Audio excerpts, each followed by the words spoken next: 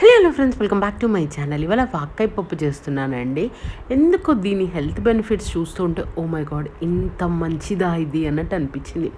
ఎవరికైనా digestion problem ఉన్నా, immunity problem ఉన్నా కూడా వాళ్ళు వాక్కాయ రెగ్యులర్గా తీసుకోవడం వల్ల ఇవన్నీ వాళ్ళకి వచ్చేస్తాయి అనమాట. అంటే మంచి ఇమ్యూనిటీతో పాటు విటమిన్ సి కూడా వస్తుంది. మీకు అందరికీ తెలుసు, నేను కందిపప్పు అస్సలు నానబెట్టింది వండను అని చెప్పేసి. సో 2 hours నానబెట్టిన కందిపప్పు తీసుకున్నాను. అండ్ దీనికి వాక్కాయలు తీసుకున్నాను. అంటే ఒక 200 grams పప్పు తీసుకుంటే ఒక 75 grams వాక్కాయలు తీసుకుంటే సరిపోతుంది. అండ్ పచ్చిమిర్చి కొంచెం ఎక్కువే పడుతుంది. పసుపు, కొంచెం ఆయిల్ వేసేసి దీన్ని బాయిల్ చేసుకుంటే సరిపోతుందండి. టైం లేని వాళ్ళు కుక్కర్లో బాయిల్ చేసుకోండి. టైం ఉంటే మాత్రం గిన్నెలోనే బాయిల్ చేసుకోండి. అస్సలు కుక్కర్స్ వాడకండి.